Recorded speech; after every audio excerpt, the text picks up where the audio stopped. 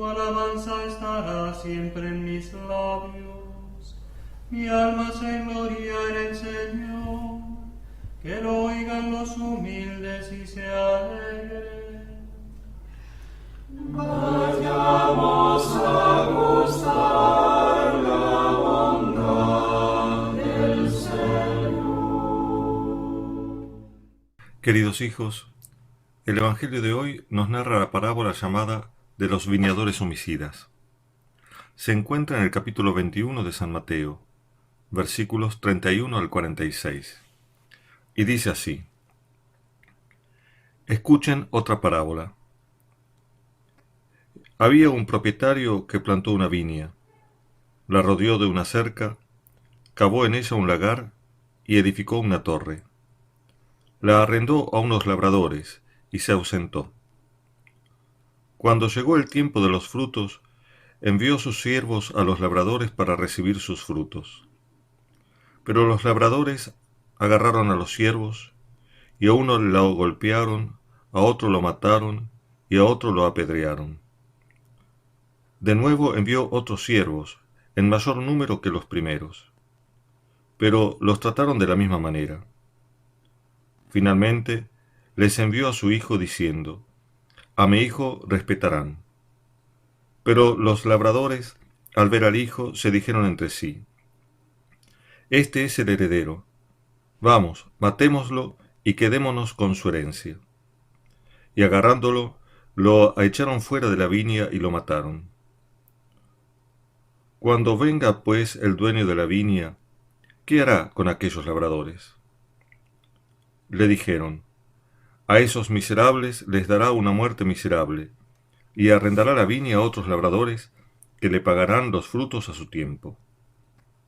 Y Jesús les dice: ¿No han leído nunca en la Escritura: La piedra que los constructores desecharon, en piedra angular se ha convertido? Fue el Señor quien hizo esto, y es maravillosa a nuestros ojos. Por eso les digo, se les quitará el reino de Dios para dárselo a un pueblo que rinda sus frutos. Los sumos sacerdotes y los fariseos, al oír estas parábolas, comprendieron que estaba refiriéndose a ello, y trataban de detenerlo, pero tuvieron miedo a la gente porque lo tenía por profeta. Vamos a reflexionar ahora sobre este Evangelio. Al final, les daré algunas indicaciones sobre el retorno de las misas públicas en las iglesias. En esta parábola hay dos comparaciones. Una es con la viña, otra con la piedra. Ambas comparaciones se complementan de tal manera que la enseñanza del Señor aparecerá completa recién cuando se las conjugue correctamente. Recordemos primero el contexto inmediato en el que Jesucristo pronunció esta parábola. El Señor discute fuertemente con los sumos sacerdotes y fariseos acerca de su propia autoridad. Los jefes de Israel se negaban a aceptar esa autoridad del Señor. No se trataba de una mera incomprensión del misterio de Jesús, sino de un rechazo explícito, de un abandono de aquel que sabían que era el Mesías e Hijo de Dios. La incredulidad de los jefes de Israel no fue la de los que no llegaron a creer, sino la de los que no quisieron creer y sabían que debían creer. Las autoridades religiosas de Israel no solo se habían negado a reconocer el camino de justicia que predicó Juan el Bautista, como vimos el domingo pasado, aunque ese camino era conforme a su celo por el cumplimiento de la ley, sino que tampoco quisieron convertirse viendo que los pecadores arrepentidos los adelantaban en el reino de Dios. Esto es lo que Jesús les recriminaba el domingo pasado con la parábola de los dos hijos. Ahora, con esta nueva parábola, el Señor devela el sentido misterioso que tiene este rechazo de Israel. No se trata entonces, en esta nueva parábola, de volver a insistir sobre el abandono del pueblo elegido, sino de su significado y razón de ser en el designio de Dios. Si con esta nueva parábola el Señor tratara solamente de reprochar a los judíos su abandono y su rechazo, no nos estaría dando más que una nueva versión de la anterior parábola de los dos hijos. Pero no, aquí el Señor nos da una nueva enseñanza, algo que no quedó dicho en la parábola anterior.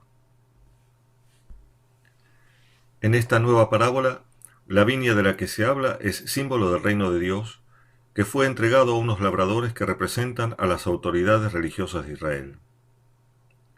Dios fundó un pueblo como primicia del reino de Dios, y lo entregó en manos de los dirigentes religiosos, para que con su autoridad hicieran presente el mismo gobierno de Dios. Para ello, Dios les había dado todo lo necesario. Había rodeado su viña con una cerca, es decir, sería Él su especial protector. Confinando a su pueblo dentro de los límites de la tierra prometida, lo resguardó de la tentación de los ídolos circundantes. Cavó además un lagar, que San Ireneo interpreta alegóricamente como símbolo de un receptáculo para el espíritu profético. Finalmente, edificó una torre. Para algunos padres, esa torre significa el templo, y también el culto que alcanzaría su vértice en la cruz de Jesús.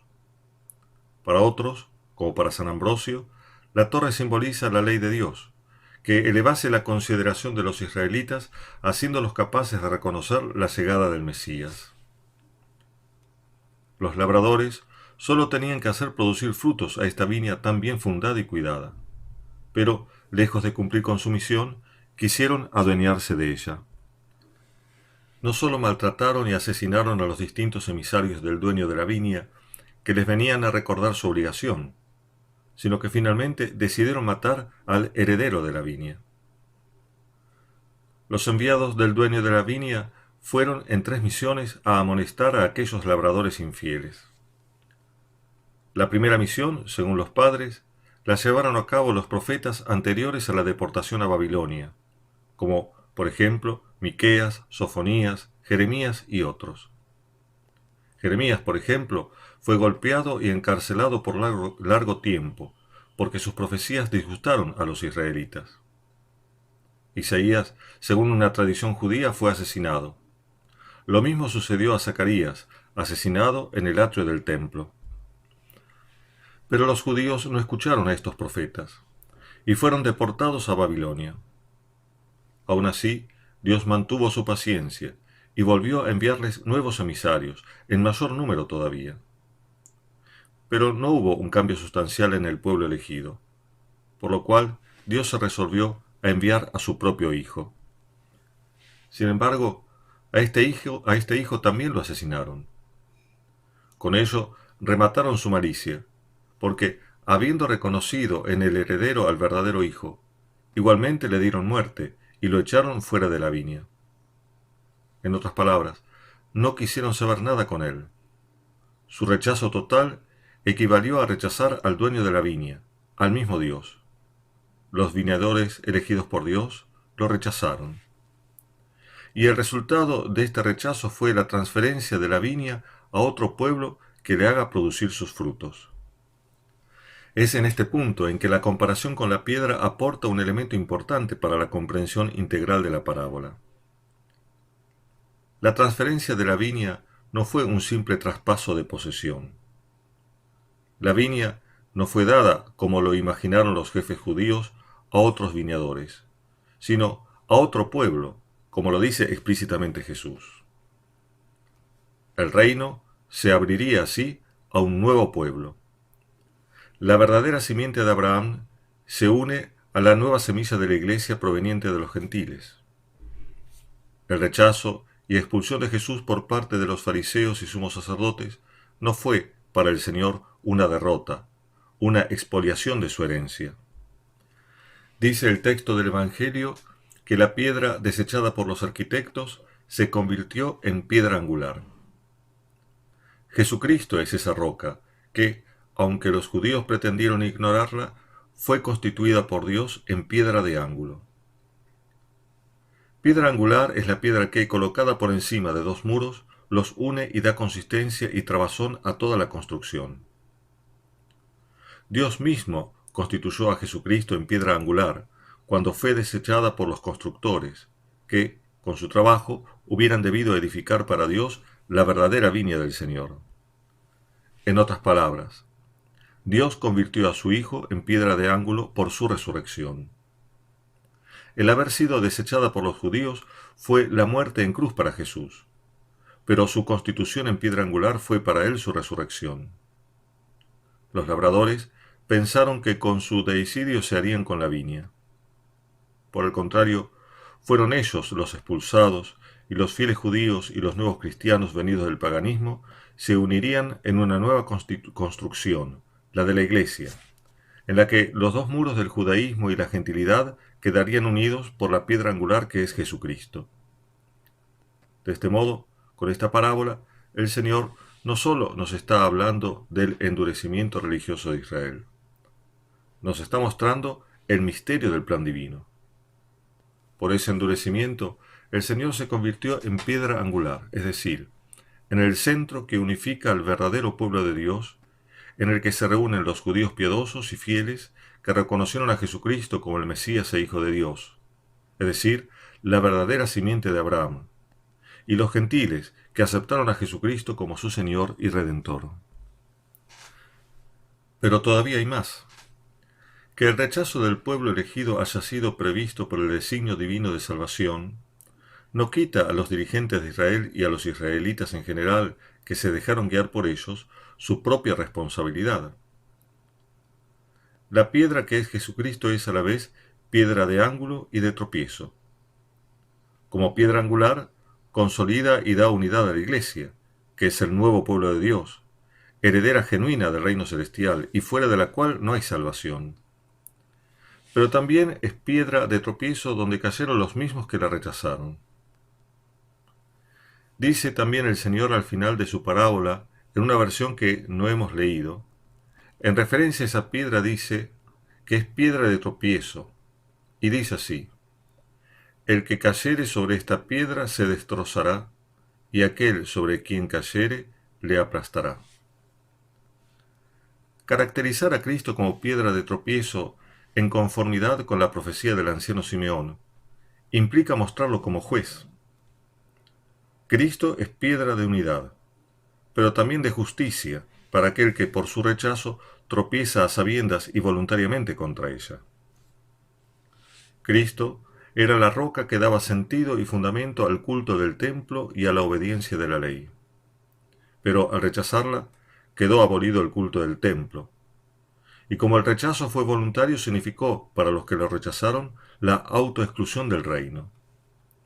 Desde entonces, ni la ley ni el templo pueden otorgarles la salvación, porque ésta viene solamente de Cristo. Si la ley y el culto del Antiguo Testamento conferían la gracia, era solamente porque apuntaban a la roca que es Cristo. Sin Cristo no hay de bueno nada y sano en el mundo. Nada hay que pueda salvar al hombre, no solo después de él, sino también desde el comienzo de la creación. Lamentablemente, esta es también la situación del mundo actual, que desconoce a Cristo. ¿Qué habremos de hacer nosotros entonces, ahora que hemos entendido el sentido integral de esta parábola? Según San Mateo, Jesús dirige esta parábola a los sumos sacerdotes y fariseos. Pero no lo hace en privado, sino delante de toda la multitud que en la última semana pública del Señor se agolpaba a su alrededor. Las palabras de Jesucristo, por lo tanto, no se dirigieron solamente a los jefes de Israel, sino también a toda esa multitud, y también a nosotros. ¿Qué es lo que dice esta parábola a aquella multitud y a nosotros? Les dice que ellos también son responsables por haberse dejado guiar mal por esos malos pastores. Las ovejas forman el rebaño de Dios, pero un rebaño no es lo mismo que una masa. La obediencia es una virtud que se pide a las ovejas, pero ellas no pueden delegar su responsabilidad personal en los pastores. Los dirigentes de Israel, por la autoridad de que fueron investidos, serán más severamente juzgados. Pero también lo serán las ovejas si, responsablemente, no siguieron fieles a Dios. De hecho, hubo israelitas fieles, la verdadera simiente de Abraham, que supo dar los frutos de santidad y justicia queridos por Dios. De la misma manera, todos tenemos ante Dios la responsabilidad de mantenernos fieles, incluso si el ambiente que nos rodea nos es adverso. Pidamos entonces a Dios dar los frutos de piedad y justicia que Él espera de nosotros. Sepamos aprovechar todos los dones y bienes con que nos asiste para que podamos dar esos frutos. Que nunca nos falte la lucidez y el coraje necesarios para discernir en nuestras vidas el camino verdadero que nos conduce al reino de Dios.